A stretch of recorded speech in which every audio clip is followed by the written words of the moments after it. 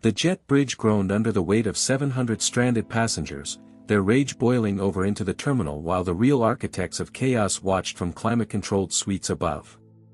At Gate 47, a single delay had metastasized into a system-wide hemorrhage, flights grounded, connections severed, and a $12 million audit quietly bleeding out in server rooms nobody visited after midnight. The poor absorbed the panic, the wealthy absorbed the apologies.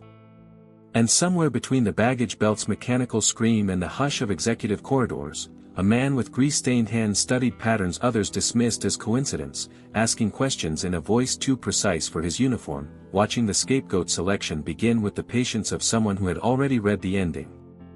She found lost things for a living: wallets, phones, the occasional wedding ring, but that Tuesday she found something that should have stayed buried, a timestamp that contradicted the official story, a ghost in the machine that marked her as either witness or threat. Their romance grew in service corridors, whispered between shift changes, dangerous not because it was forbidden but because it was visible to the wrong eyes. Now the airport director needed blood to calm investors, the press conference was 48 hours away, and the only person who could stop the humiliation was the one who had spent 3 years pretending to be invisible. Some truths cost everything to reveal. Others cost more to keep hidden. What would you sacrifice to prove you were never the monster they named you? The delay began not with weather or mechanical failure, but with a signature that vanished between digital folders, a chain of custody broken by someone who knew exactly which backup systems logged authentic timestamps. Gate 47's departure board flickered from on time to delayed to cancelled while first-class passengers retreated to the VIP lounge with complimentary champagne and private apologies delivered on silver trays.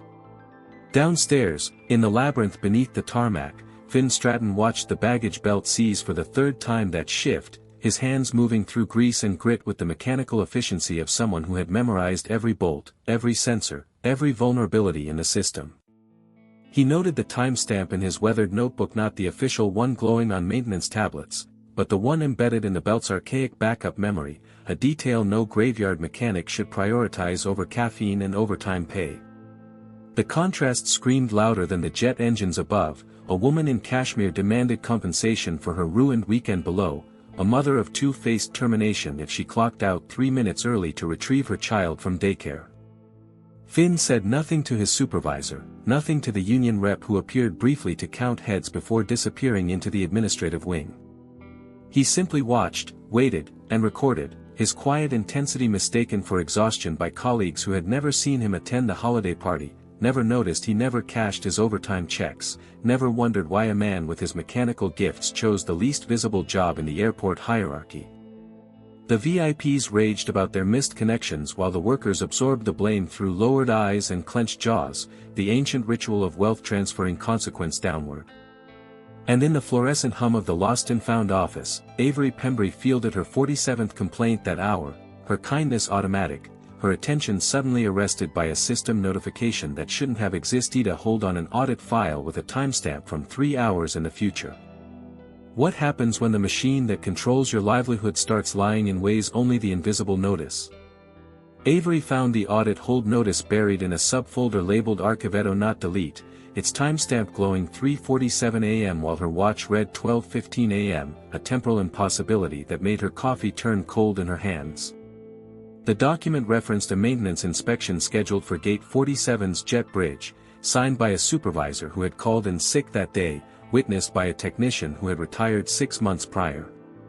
She screenshot it on her personal phone, a violation of 17 policies she could recite by heart, knowing that digital evidence had a habit of evaporating when it threatened the wrong people.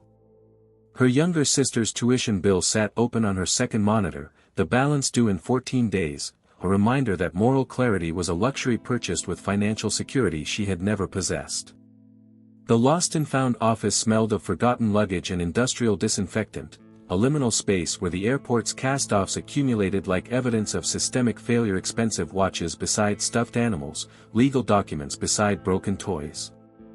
Finn appeared at her door at 1:30 a.m., his uniform dark with hydraulic fluid, his eyes finding the open document on her screen before she could minimize it, his expression shifting from exhaustion to something sharp and calculating that didn't match his supposed role. He didn't ask how she found it, he asked about the server architecture, the backup protocols, the specific language of the hold notice questions phrased with a precision that sounded like legal training wrapped in working-class camouflage. Their fingers brushed when he pointed to the timestamp discrepancy, the contact electric with unspoken recognition that they had both been looking for cracks in the official narrative, though for reasons neither would yet confess. Cassandra Belgrave's voice crackled over the intercom then, promising full transparency and swift resolution to the delay crisis, her tone warm as heated honey while Avery watched Finn's jaw tighten with controlled fury he quickly masked as fatigue. The rich promised openness while engineering opacity, the poor found truth and calculated the cost of speaking it. Would the timestamp be their salvation or the evidence that destroyed them both? Cassandra Belgrave stood before the executive board at dawn, her charcoal suit costing more than Avery's annual salary, her presentation deck featuring the word transparency in 40-point font while her actual instructions emphasized narrative control before fact-finding. She had built her career on the understanding that airports were not transportation hubs but reputation engines, where a single viral video of stranded passengers could destroy quarterly projections and investor confidence faster than any mechanical failure. The delay at Gate 47 was already trending on social media, the hashtag airport nightmare accumulating stories of missed weddings, ruined business deals, and a child separated from her medication in the baggage labyrinth. Cassandra's solution was not to investigate the audit sabotage but to preempt it with a story, one that required a specific kind of scapegoat, visible enough to satisfy public bloodlust, powerless enough to lack recourse, and proximate enough to the maintenance logs to seem plausible. She studied the personnel files with the detachment of a general selecting troops for a suicide mission, her finger stopping on Avery Pembry's photograph. Kind eyes, 3 years of service, no union protection, a younger sister whose medical needs made her vulnerable to financial pressure.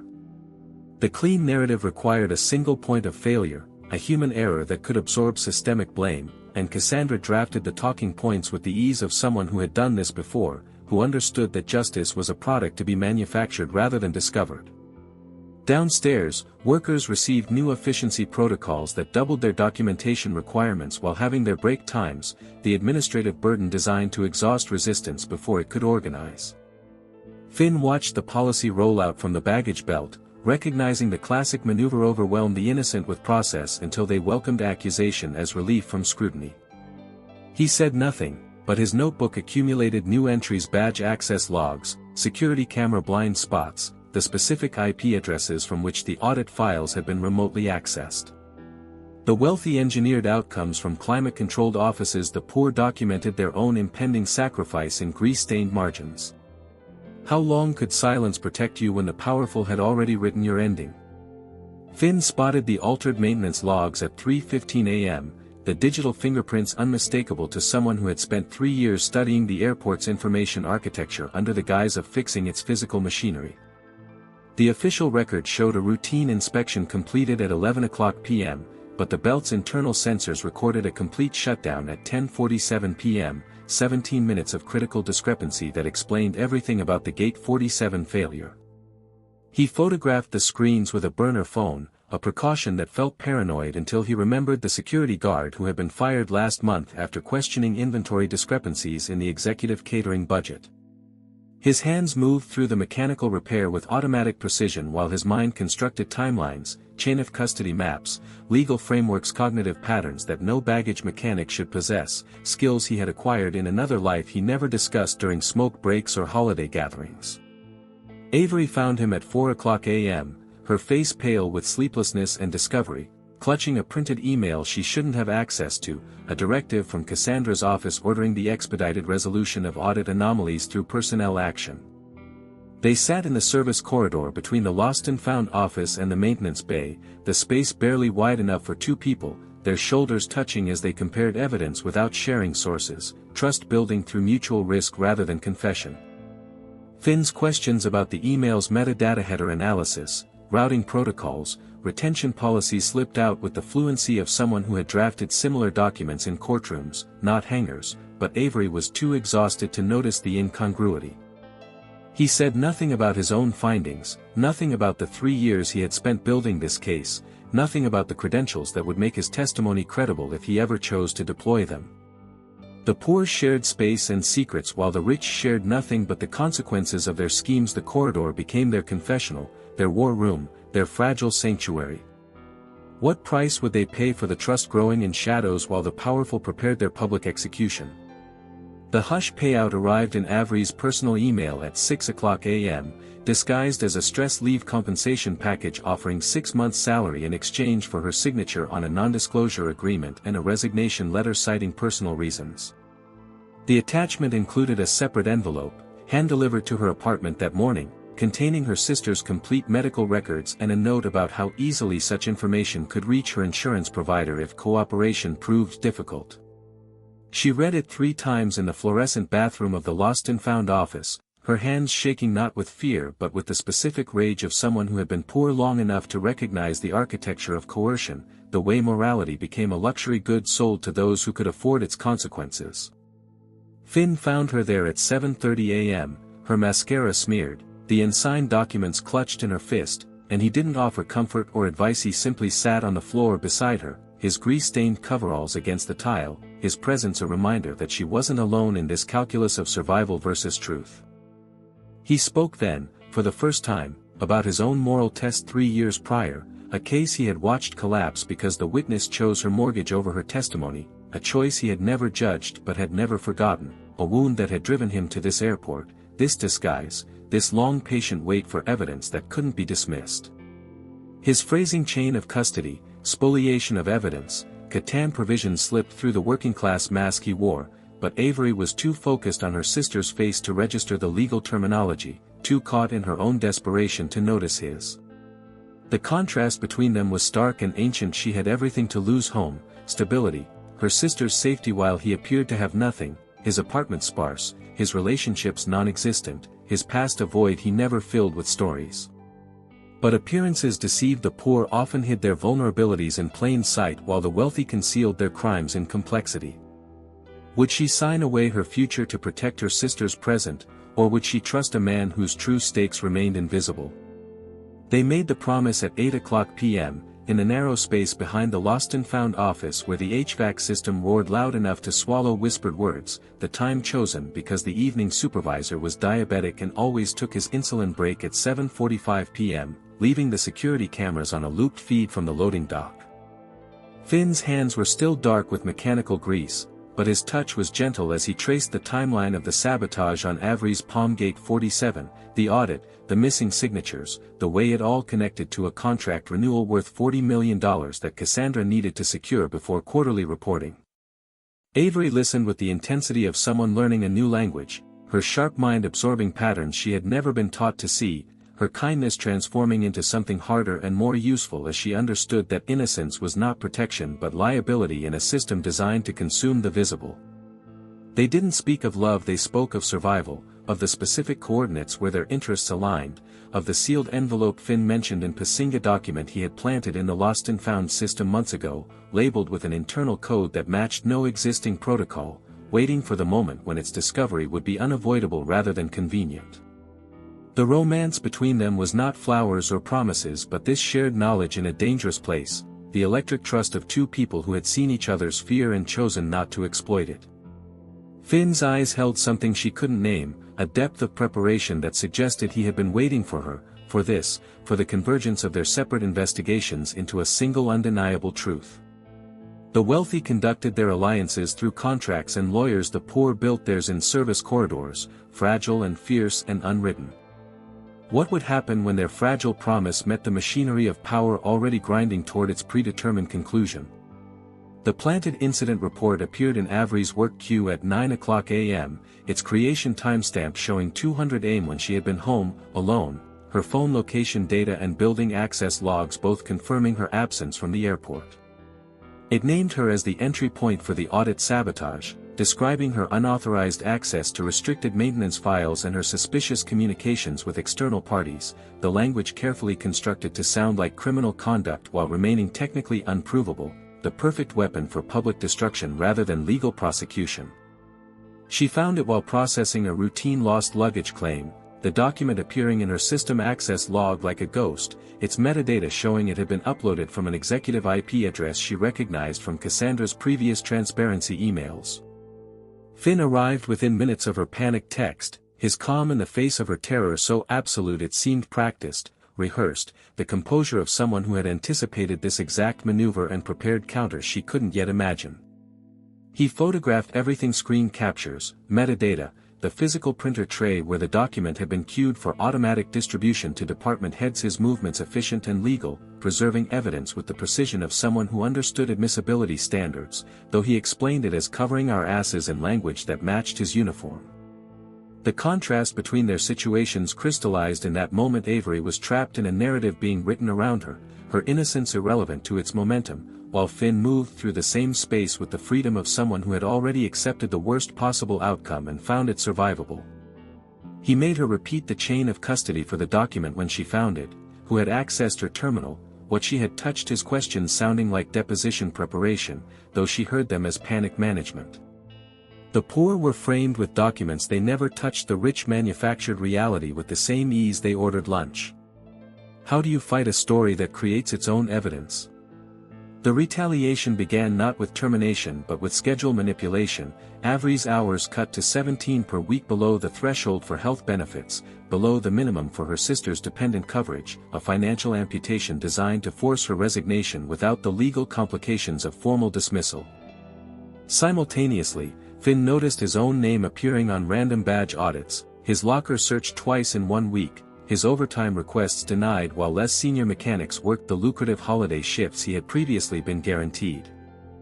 The staged policy violation came on Thursday, a safety infraction involving a fire extinguisher inspection log that Finn had signed, the signature perfect in every way except it wasn't his. The handwriting analysis would eventually show, a detail he noted with satisfaction rather than anger, another gift of incompetence from enemies who believed themselves untouchable.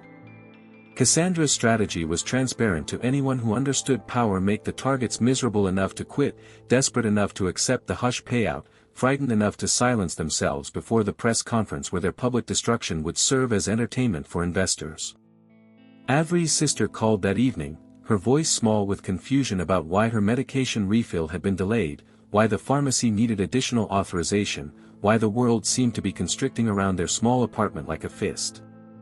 Finn listened to Avery's side of the conversation, watched her face collapse and rebuild itself into something harder, and he made a decision he had postponed for 3 years. She retrieved the sealed envelope from its hiding place in the lost and found system, the document that would identify him as more than he appeared, that would transform him from witness to participant in the war Cassandra had started.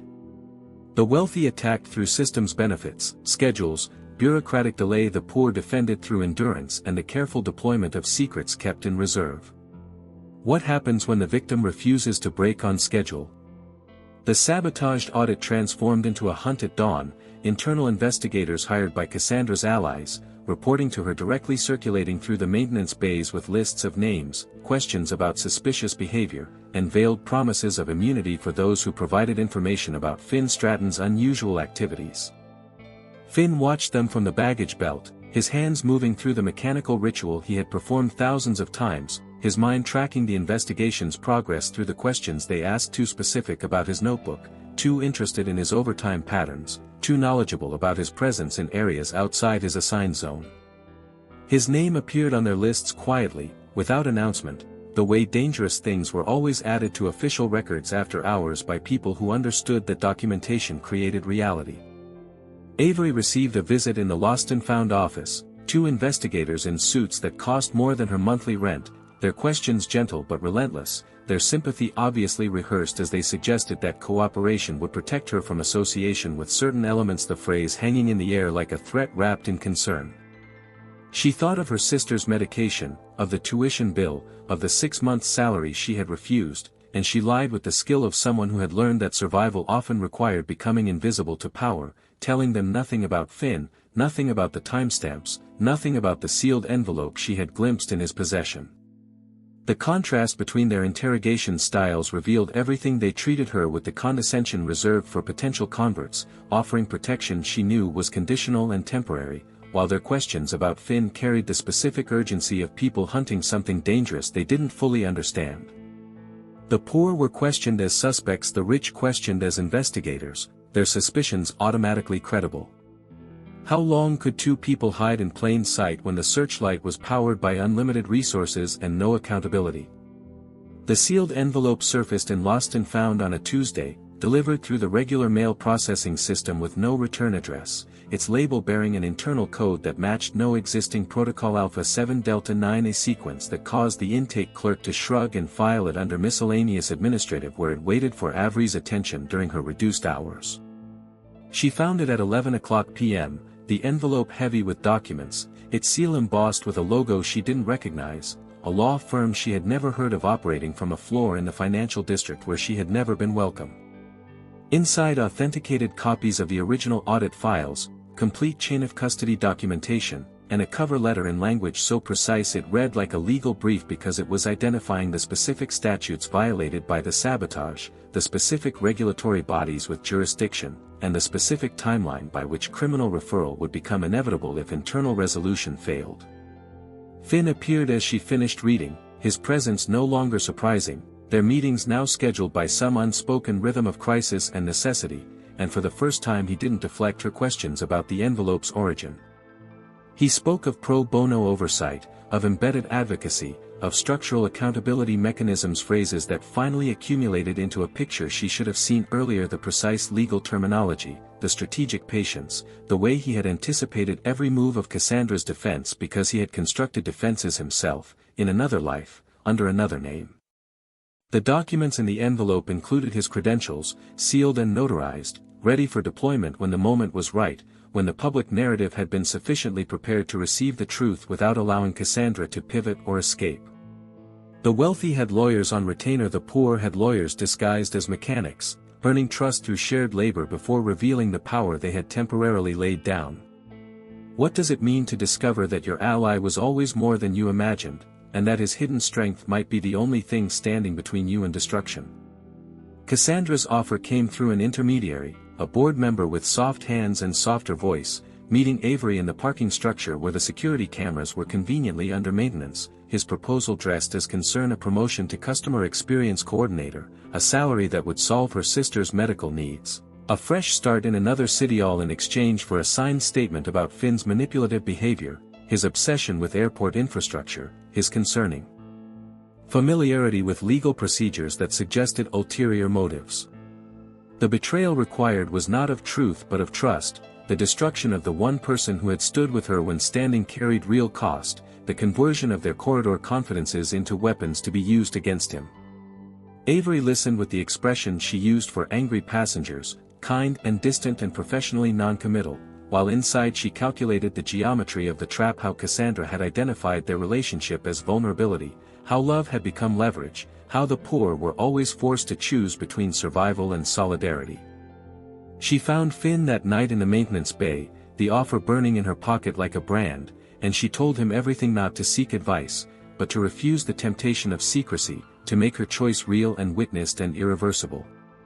His reaction was not relief or gratitude but something more complex, a recognition that she had passed a test he had never explicitly set, that her loyalty was not transactional but earned through shared risk. He revealed then the full scope of his preparation: 3 years of documentation, regulatory relationships built through anonymous tips, a network of former colleagues ready to authenticate his credentials when the moment came, all of it waiting for the convergence of evidence and public attention that would make Cassandra's destruction unavoidable. The wealthy bought betrayal with promotions and relocation, the poor refused it with nothing but principle and the knowledge that some debts could never be repaid. What does love become when it is tested by the full machinery of corporate power and survives not unscathed but transformed? Finn discovered the booby trap in the audit's chain of custody at 2 o'clock a.m., the final piece of Cassandra's defense mechanism, a corrected file that appeared to resolve the timestamp discrepancies but actually embedded a virus that would corrupt all related documents upon official submission, destroying the evidence while appearing to provide it. The trap was elegant, designed for legal professionals who would download the authenticated files in good faith, only to watch their case dissolve into digital noise at the moment of presentation. He recognized the architecture because he had encountered similar defenses in corporate litigation, the kind of preemptive strike that required technical sophistication and legal knowledge combined, the signature of an opponent who understood that modern justice moved through servers and metadata more than courtrooms.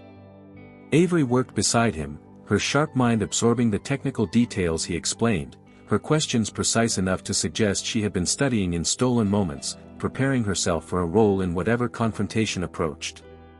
They worked in silence broken only by the hum of servers and the occasional announcement of delayed flights overhead, the irony of their location not lost on them, the maintenance bay where the sabotage had begun, where their alliance had formed, where the final preparation for Cassandra's exposure would be completed. Finn planted the counter-evidence, carefully authenticated files uploaded to 3 separate jurisdictions, physical copies delivered to regulatory offices through channels that couldn't be traced to either of them, a timeline constructed to unfold automatically if either of them were silenced or compromised. The contrast between their methods and Cassandra's was absolute. She built traps designed to destroy the innocent, they built protections designed to survive their own destruction. The poor learned to anticipate betrayal because they experienced it regularly, the rich never imagined it because they had always been the betrayers.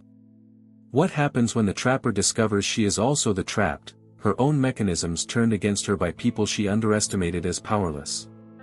The press conference began at 10:00 a.m. in the executive terminal, cameras positioned to capture the airport's modern architecture and Cassandra Belgrave's compassionate expression as she addressed the unfortunate events of the previous weeks. Her opening statement praising the diligent internal investigation that had identified a single employee whose unauthorized actions created the cascade of failures affecting our valued passengers. Avery stood in the wings as instructed, her hands clasped to hide their shaking, her uniform replaced by plain clothes that made her look smaller, more vulnerable, exactly as the communications team had directed during the preparation session that had lasted until 3:00 a.m. The headline appeared on the screen behind Cassandra as she spoke, the graphic designed for news broadcasts and social media: virality, airport sabotage, lost and found employee Avery Pembry named in delay cover-up, the words burning into retinas and recording devices, the public humiliation absolute and irreversible. Cassandra detailed Avery's pattern of unauthorized system access, her suspicious communications, her financial motives, every accusation technically unprovable but narratively devastating, the kind of destruction that didn't require conviction to achieve its purpose of redirecting rage from system to scapegoat. Finn watched from the maintenance corridor, his access badge suddenly invalid, his presence in the building technically trespassing, forced to witness through a security monitor what he had failed to prevent, his face a mask of controlled fury that the camera would later capture and misinterpret as shock at the revelation. Avery felt the weight of 700 stranded passengers' rage redirected through Cassandra's rhetoric, felt her future contracting to this moment of public destruction, felt the temptation to break, to confess to crimes she hadn't committed just to end the exposure, and then she saw Finn's face on the monitor, saw his lips move in words she couldn't hear but understood, a reminder of the sealed envelope, the prepared evidence, the counter-narrative waiting for its moment. The wealthy destroyed reputations with press releases, the poor survived destruction with the knowledge that truth, properly prepared, could resurrect what lies had killed. How do you stand in the fire of public humiliation and trust that justice, delayed but not denied, will eventually reach you?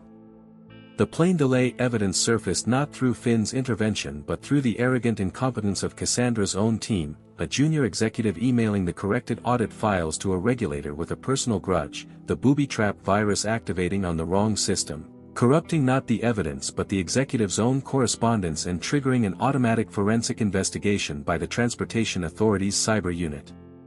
The timeline reset began with a single authenticated timestamp: 10:47 p.m., the moment the baggage belt's internal sensors recorded the actual shutdown, 17 minutes before the official inspection that had supposedly prevented it, tripling backward through Cassandra's carefully constructed narrative like blood and water. Avery, still reeling from the press conference, received a call at 2:00 p.m. from a number she didn't recognize, a regulator's voice asking questions not about her guilt but about her safety, about the irregularities in the investigation that had named her, about whether she had additional documentation she had been unable to present due to employment concerns.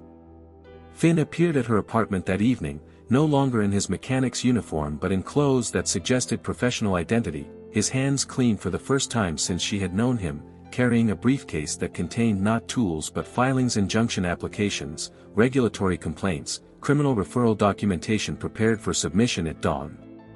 The contrast between their positions had shifted subtly but absolutely. She was no longer the accused but the witness, her testimony now valuable, her safety suddenly a concern of authorities who had previously ignored her. He was no longer the hidden ally but the emerging advocate, his preparation transforming from secret to shield. Cassandra's story cracked publicly, first through industry newsletters, then through mainstream outlets, the specific impossibility of the original timestamps becoming a technical story that spread faster than the original accusation because it involved money, specifically, the $40 million contract that the sabotaged audit had been designed to secure. The wealthy learned that their control of narrative was temporary. The poor learned that documentation, patiently accumulated, could outlast manufactured reality. What happens when the lie that destroyed you becomes the evidence that saves you? The shock identity reveal came not with announcement but with authentication, Finn's credentials entering the official record through the sealed envelopes. Documentation: Bar Association membership, crisis consultancy certification, 3 years of pro bono oversight work embedded in the airport's infrastructure under judicial authorization that had begun with a whistleblower case he had never abandoned. He had been the silent crisis consultant from the beginning, the lawyer who had watched a previous case collapse for lack of evidence, who had chosen to become the evidence, to live inside the system he intended to dismantle, to earn the trust of the powerless by sharing their labor and their risk. Avery understood finally the precise legal phrasing that had slipped through his working-class disguise, the strategic questions that had guided her discovery, the calm crisis handling that had seemed supernatural because it was professional, trained, practiced in courtrooms before being deployed in corridors. The authenticated audit metadata confirmed his role, his digital fingerprints on the original evidence preservation, his notarized signatures on the chain of custody protocols, his relationship with regulators established through 3 years of anonymous cooperation that had prepared them to receive the truth when he finally spoke it aloud. He stood before the Transportation Authority at 9:00 a.m., no longer Finn Stratton the mechanic but Counselor Stratton of the Public Accountability Project, his testimony combining the technical knowledge of the baggage belt systems with the legal framework of corporate sabotage, his voice the same quiet intensity she had loved but now understood as professional discipline rather than personal mystery. The reversal was absolute. The man Cassandra had tried to frame as Avery's accomplice was revealed as the architect of her destruction, the poor mechanic transformed into the empowered advocate, the hidden identity earned through 3 years of planted details and authenticated preparation. The wealthy faced not just exposure but the specific humiliation of having been outmaneuvered by someone they had deemed invisible. The poor witnessed the possibility that power could be temporary, that preparation could overcome resources, that justice might require becoming more than you appeared to survive. What does it mean to discover that the person you loved in darkness was always preparing to stand in light, and that his hidden strength was never deception but protection? The public and legal power reversal completed itself through mechanisms that could not be brushed away: the transportation regulator's criminal referral to the district attorney's office, the contract suspension triggered by credible evidence of procurement fraud, the injunction freezing Cassandra's personal assets pending investigation, and the class action certification allowing 700 stranded passengers to sue for damages based on the authenticated audit evidence. Cassandra Belgrave's resignation came at 4:00 p.m., her statement citing health concerns while cameras captured her exit through a service corridor she had never before walked, the same corridor where Finn and Avery had built their alliance, the symmetry too perfect to be accidental. Avery testified before the regulatory board, her voice steady with the specific strength of someone who had survived public destruction and emerged not unscarred but unbroken, her testimony not just about timestamps and sabotage but about the architecture of coercion, the hush payouts, the schedule manipulation, the way poverty had been weaponized against truth. Finn watched from the counsel's table, his professional identity now fully deployed but his eyes holding the same intensity she had first seen in the maintenance bay, the romance between them transformed by their shared survival into something that required no corridor shadows to sustain it. The justice payoff was real but incomplete. Cassandra's wealth would fund settlements and legal defenses for years, her influence diminished but not destroyed, the system that had enabled her partially reformed through the regulatory changes Finn's testimony had prompted. The emotional scar was permanent. Avery flinched at sudden emails. Finn woke at 3:00 a.m. reaching for evidence that no longer needed protection, their love honest but haunted by the knowledge of what they had survived and what it had cost others less prepared than they. The poor had won not equality but accountability, not paradise but possibility. The rich had lost not everything but enough to matter. What does justice look like when it arrives too late to prevent the wound but early enough to prevent the death? The airport never returned to what it was, and neither did they. The baggage belt where Finn had spent 3 years in disguise still turned, but now with sensors monitored by independent auditors, the maintenance logs accessible to workers as well as executives, the hierarchy slightly less absolute than before. Avery's promotion came not from Cassandra's betrayal but from the regulatory board's recommendation, her new role in compliance oversight ensuring that the patterns she had learned to see would be visible to others, that the lost and found office would never again be the only place where inconvenient truths were filed and forgotten. Their love survived not because it was untested but because it had been tested by fire, tested by public humiliation, by hidden identity, by the specific pressure of becoming more than you appeared to be in order to survive systems designed to crush authenticity. Finn kept his mechanic certification active, a reminder of the labor that had earned his credibility, the grease that had never fully washed off serving as permanent evidence of the choice to become visible to the invisible. The emotional scar remained. They never walked past gate 47 without remembering, never heard the word transparency without tensing, never fully trusted institutions that had proven themselves capable of such calculated cruelty. But they had learned that justice was not a gift but a construction, built from documentation and courage and the willingness to risk everything for truth that might not arrive in time to save you. If this story moved you, if you recognize the patterns of power and survival in your own life, join the conversation below. Share your own experience of becoming more than you appeared to be, of finding allies in unexpected places, of choosing truth when convenience offered escape. Like this video not for the algorithm but for the community of witnesses it builds, comment not to perform agreement but to add your perspective to our collective understanding, share not for virality but because someone you know might need to see that power can be challenged, that preparation can overcome resources, that love can survive transformation. Subscribe for more stories of structural accountability and human resilience, stories that take time to tell because truth requires patience, stories that honor the complexity of justice rather than simplifying it for comfort. The next investigation begins in 2 weeks. A hospital system, a missing drug trial, a nurse who noticed patterns in death certificates that shouldn't exist. Some stories find you. Others you have to choose to hear. We hope you'll choose to stay.